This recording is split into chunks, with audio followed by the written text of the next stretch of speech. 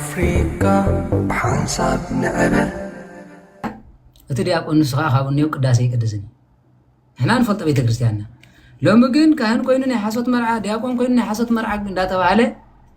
أب بيت كريستيان يزبل لكم زلقوا أوكي ناي مزاج جابي تخوينوا علىهم تفضلوا بيت كريستيان قل كم زيا غيران حراتهم هاللي خوينا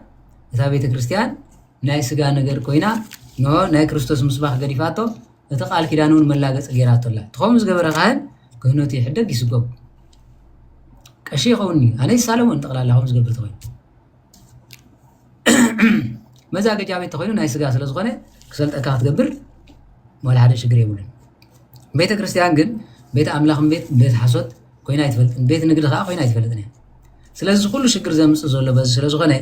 ንኸምዚ ኢልኩም ሓዳርኩም ኣይትበትኑ ዋላ ንቆልዓ ደሞዝ ክንውሃብ ዘይ ጆብ ሰንተር ክሕግዝና ኢልኩም ትፋታሑ ካቆሙ ብፍቕሪ ብድኽነት ምንባር የሸኩም ምክንያቱ ፅባሕ ደቅኹምን ናብራኹምን ፋሕፋሕ ምሰበልኩም ኣይትኽእልዎን እዮም ስለዚ ነዚ ተኻላይ ዝሓተትካዮ መንስያት ኮይኖም ኣብ ወልፊ ኣብ ገለ ተዓዚቖም ክወፁ ዘይደለዩ ዘይከኣሉውን ኣለዉ ነዚኦም እንታይ ትመኽሮም ዝብል ወልፊ ምንም ኣይኮነን ካብ ኣቤ ግርማይ ተምሃሩ ኣቤ ግርማይ ኣብ ፀኒሖም ሓቂር ንክንደይ ዓመት ሽጋራ ይሰፉ ትንባኾ ይሰፉ ፀኒሖም ገዲፎሞን የለኹም ኣብ ቁርባን በፂሖም እንታይ ኮይኖም ገዲፎሞ ወላ ሓንቲ ገብረንን ኢሎም ስለዝኣመኑ ሽጋራ ተዘይስዒበ ቡን ተዘይሰትየ ወይ ጅን እንተዘይሰትየ ክወድቕ እየ ዝብል ተሃልዩ ምናልባት ሓንቲ መዓልቲ ክሕሞ ኽእል እዩ ካብ እኒኦ ወላ ሓንቲ ገብረካኒ እንተዘይኮይኑ ግን ጉዙእ ኮንካ ኣለኻ ኣነ እጂ ሽጋራ ኣብ ኢዱ ወቲፉ ሃገር ክመርሕ እንተይልኒ እንታይ ዝመስል ሃገር ኢኻ ተምፀልና ትንባኾ ወቲፉ ኢሳያስ ዘምፃእ ሃገር ኢኻ ኢኻ ኩላትና ኣባላሽያትና ኣነ ንሓዳረ ኢለ ኣፍሪሰ እዚ ዝዕርየሉ ምክንያት የብለይ ምክንያቱ መፅሓፍ ቅዱስ ሰብ ንኩሉ ዓለም ረቢሕኑ ነብሱ ባዶ እንተትረፋ እንታይ ዋጋ ኣለዎ እዩ ዝብል መጀመርያ ንስኻ ንሓደ ሓውኻ ክተውፅእ ኢልካ ሓዳር በቲንካ ከምኡ ትገብር ተሃሊኻ ብዓቢቱ ዝወለድካዮ ኣብቲ ዓድጓና ክትዕብዮ ግቡእ ግዜኡ ዘይረክብ ስለ ዘሎ ኣብ ገዛኻ ዘሎ ፍሪስካ ኣብቲ ከይድካ ክትሃንፅ ኣይትኽእልን ኢኻ ንሓው ዘየፍቅር ንመንግስተ ሰማያት ኣይበቅዕን ይብሉ ሓቂ እቲ ብገዛ ዘሎ ፍቕሪ እቲ ብገዛ ዘሎ ረድኤት እቲ ገዛ ዘሎ ሂወት ንሱ እዩ ዝቕድመካ ማለት ስለዚ ኣብ ከምዚ ጌጋ ኣለኩም ኩልኩም ዋላ እቶም ትሰርሑ ዘለኹም ዘለካ ገንዘብ ድሕሪ ኣውፂኻ ትቦ ኮንካ ንእግዚኣብሔር ክተማርር ኢኻ ነቲ ትረድኦ ዘለካ ሰብ ምስ ጠለመካ እውን ከምዚ ጌርኒ ኢልካ ክትጉህ ትኽእል ኢኻ እንታይ ዝብል መስለኩም ከምቲ ዕሽር ንእግዚኣብሔር ኣምላኽ ክንቦ ከለና ብገንዘብ ዓመፃ ጌርኩም ምዕሩኻ ጥርዩ ይብለና ሓቂር ከምኡኻ ከም ዕሽር ከምቲ 10% 20% ኻ ንዓኻ ንሕማቕ መዓልቲ ኢልካ ክተቐምጦ ኣለካ ንሕማቕ መዓልቲ ኢልካ ተቐምጦ ኣብ ባንኪ ዓፂኻ ኮፍ ዝበለ እንድሕር ኮይኑ ይጠቕመካ እዩ እንተዘይኮይኑ ግን በብምፂኻ ኩሉ ትቦ እንተሃሊኻ እቲ ትቦ ዘለካ ፅባሕ ዘይሰብከ ብቆፅረካ ኽእል እዩ ገንዘብ ስር ኩሉ ሓጢኣት እዩ ወላ ዲኻ ክጠልመካ ትኽእል ኢኻ ወላ ሓውኻ ክጠልመካ ኽእል እዩ ንስኻ ባዶ ምስ ተረፍካ ከም ብሓድሽ ክትወድቕ ኢኻ ማለት እዩ ስለዚ ንሕማቕ መዓልቲ ዝኾነካ ኩሉ ግዜ ክተቐምጥ ኣለኩም ጓል ኣንስተይቲ ኮይና ኩሉ ግዜ ወርቂ ገዚኣ ክሳዳ እንተንጠልጠለት በናጅር ጌራ ኣብ ኢዳ እንተገበረቶ ፅቡቕ እዩ እንኳን ንሱ ኣብ ባንኪ ገንዘብ ኣለና ኢልኩም ኣይትተሓገሱ ኩሉ ግዜ ይብለኩም እየ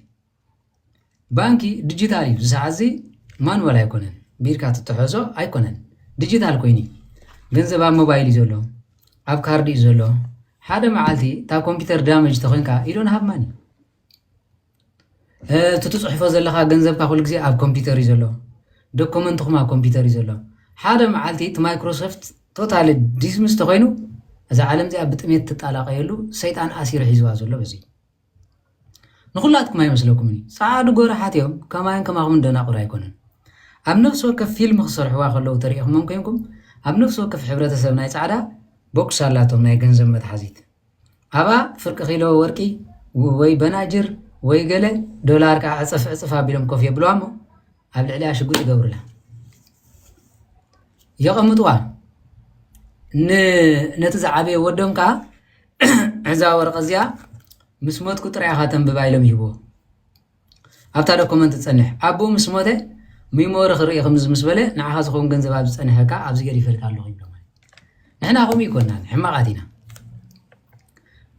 ዋላ ክንምርዖ ከለና ዘለና ንቦሞ መጨረሻ ናብ ልመና ንኣቱ ክነተስክርን ከለና ኣብ ክንዲ ድኻ ኣብሊዕካ ከም ትገብሮ ንዕሮ ኢለልካ መዓት ትፅጉዕሞ መጨረሽታ ናይ ተስካር ክትከፍል ግዜኻ ትሕልፎ እዚ ጌጋ ይዋና ኣብ ሓዳር ከዓ ከምኡ ትገብሩ ኣለኹም ንሓወይ መታንኩም ፀልኩም ናይ ሓሶት መርዓ ትገብሩ ገዛ ትካረዩ እዚ ትሪኦ ዘለኹም ኢንተርኔት በዓለገ እዩ ምስ ሓደ ቻት የላምደካ ምስ ሓደ ዘረባ የላምደካ ከምገሌልካ ፀርፀር ምስ በልካ በኣ ገይሩ ምክንያቱ ብቤት ፍርዲ ናይ ሓሶት ኢልካ ተፈራሪምካ ስለ ዝኾንካ ኣብ መጨረሽታ እንድሕር ተኻሪኻ ናይ ብሓቂ ኢኻ ትገብሮ ነዚ ፀላእ ሰናያት ባዕልኹም ተፀዊዕኩም ናብ ሓዳርኩም ተምፅኡ ኣለኹም ብሓሶት ዝጀመረ ናብራ እንድሕር ሃልዩ ሓዳር እንተሃልዩ ድማ ሓሶት ኮይኑ ዝቕፅል ታብታብ መገበሩ መጠንቀቕታ ይመፃል ስለዚ ኣነ እንታይ ክብለኩም ደለ ኣነ ካብ ሓዳራይ ንላዕሊ ኣብ ሊፆ ዝሪኦ ወላ ሓንቲ የብለይ ሰብ እንድሕር ዳ ተመርዒኡ ኣቦን ኣዲኡን ገዲፉ ይወፅእ ናቱ ጫጉሉ ይሕዝ ኣቦኻን ኣዴኻን ካብኡ ንላዕሊ ሳፖርት ናይ ክልቴኻ እዩ ዘድልዮ እምበር ነደይ ገዲፈ ከምዚ ገይረ ኣይትብልና ሕጊ ቤተ ክርስቲያንና ኣይኮነን ስርዓት ሕጊ ናይ መርዓውን ኣይኮነን ነዴኻ ክትኽብራ ጉባእ ክትገብረላ ንቡር እዩ ንዓ ክገዲፈ ነደይ ከምዚ ግን ኣይበሃል ብዝተኻለት እታ ሰበይቲ ነዴኻ ክትፈትዋ ነቦኻ ክትፈትዎ ናትካ ድርሻ እዩ እንተዘይተኻኢሉ ድማ ክትገብረሎም ኣብ ደገ ጌርካ ፅቡቕ እዩ እንተዘይኮይኑ ግን ኣብ ገዛ ምፅኢኻዮ ኣቦኻን ኣዴኻን እውን እኮ ቡን ዘይፍልሐትለይ ስለዘይተኽብረኒ ኣንስኻ ዝወደይ ምስ በለካ ክትፈትሓ ትኽእል ስለዚ በዝ ስለ ዝፈልጥ ሓዳር እንተገይርኩም ኮይንኩም እስኮቢሉ ምሳኹም ኣይተካር እዩ ነውሪ ዘይተመርዖት ጓል እንተለያ ምሳኹም ኣይተካር እዩ ነውሪ ስለምንታይ ባዕልኹም ኢኹም ንፈተና ንሓዳር ተምፅኦ ዘለኹም ገዛ ክራይ ከካፍለኒ ኢልኩም ድማ ዘይጠቕሙ ኖ ሓዳር ዘይብሎም ሰባት ናብራ ዘይብሎም ሰባት ኣብ ጥቓ ሓዳርኩም ኣይተቱ ተፀጊምኩም ምኽፋል ይሕሸኩም ሓደ መዓልቲ ምስ ተጋገየ እንታይ ኣኹም ትብሉ ማለት እዩ ገዛ ክራይ ለዘምፃኽዎ ንሰበይተይ ለሚድዋ ሰብኣይ ለሚዳቶ ክትብሉ ኢኹም ማለት ስለዚ ሰብኣይን ሰበይትን ተተመርዕዮም እንኳን ደንሱ ኮይኑ ሓሙትኩም ምሳኹም ኣይተቐምጡ እንድሕር ሓዳር ጎይራ ኮይና ሓፍታ ምሳይ እንተሃልያ ገዛ ትካረ ትኸይድ ሓፍታ ምሳ ከመይ ጌርኩም ከፍ ተብልዋ ምክንያቱ እዚ ግዜ እዚ በዓለገ ስለ ዝኾነ ናብ ውድቀት ዝዳረግ ገለመለ ስለ ዝኾነ ምስ ወደቐ ዋዮ ከይትኾኑ ስለዚ በዚ መሰረት ኣብዚ ስደት ዝረኣናይ እንተሃልዩ ብፍላይ ኣብ ዓይኒ ኣብ ኡጋንዳ ግደፍዎ እንታይ ኡጋንዳ ናትኩም ሂወት የብልኩምን ጠቕላላ ኣብ ኡጋንዳ ዘሎ ብዕልግና ካልኣይ የብሉ ኢትዮጵያ ግብፂ ሱዳን ኬንያ ኣብዚ ዝረአ ዘሎ ሂወት ብጣዕሚ ፀያፊ ሓደ ብመሰረቱ ዕድመ ሰብ ዝኣኸለ 18 ዝኣኸለት ወዲ ጓል እንተሃልዮም ደቂ ሓቦታት ኣብ ሓደ ገዛ ኮፍ ኣይተብልዎም ሓደ መዓልቲ ሰኺሩ መፂኡ ምስ ለመዳ ከም ገለል ክትነግሪ ክቐትለከ እናበለ እንዳፈራርሐ ብኡ ገይሩ ለሚድዋ ይነብር ኣሎ ክንደይ ተጨኒቑ ዲ ዝድውለልካ ክንደይ ኣብ ኣዲስ ኣበባ ገዛ ንኸፍለሎም ኣሎ ብምልኩም ክልቲኦም ዝኣኸሉ ዕድሜዮም እንተልዩካ በበይኖም ተካረኹሞም ዝበለፀ እዩ ኣነ ንምኽሪ ዝነግረኩም ካብ ድሓር ዋየ ትብሉ ምክንያቱ እዚ ግዜ እዚ ከም ናይ ቀደም ኣይኮነን ፍቕሪ እግርን እግሪ ተቢልካ ትድቅሰሉ ይኮነን ትትሪኦ ፊልሚ ትትሪኦ ዓርክኻ ትትሪኦ ጎረቤትካ ኖርማል እንዳለ እዚ ስኢልካ ሕብረተሰብ ዘምፀ ኢልካ ሃይማኖት እውን ብምንዓቕ ስለ ዝኸይድ ኣብ ኣዲስ ኣበባ ዝነብሩ ሰብ ሓዳር እንድሕር ሃልዮም ኮይኖም ሓወይ ምሳኺ ይካረ ትብላ እንተሃልኻ ፈተና ኢኻ ተንብራ ዘለኻ ተደሊኻ ጎረቤት ኣይካረ ተደልዩ ርሕቕ ኢሉ ይካረ ስለዚ ከምዚ እንዳገብሩ ካብ ከምኡ ከማ ዝመሰለት ጓል ምሳኻ ክተካረ ከለኻ ፅቡቅ እዚ ኩሉ ሽግር ዘምፅእ ዘሎ ባዕልና ኢና ብሓውነትዎም ክመፁ ከለዉ እውን ኣብ መንገዲ ክንደይ ሽግር ዘጋጥሞም ኣለዉ ንኩልኩም በበይንኹም ክንከፍለልኩም ኣይንኽእልን ኢና ኣብ ሓደ ገዛ ተቐመጡ ኢልና እውን ክንደይ ሽግር ዘምፃና የለን እዚ ብምሉእ ስደትና ዝረኣናዮ ውድቀት እዩ ክድገም ድማ የብሉን ታብታብ መገበሩ ኮፒ ሊንክስ ፅቡቅ ጌርኩም ኣለኹ ስለዚ እዚ ኩሉ ሽግር ዘምፅኦ ዘሎ እዚ ሕጂ ከዓ ኣብ ሓዳር በፂሑ ማለት እዩ ኣብ ጀርመን እንተሃልዩ ሰበይቱ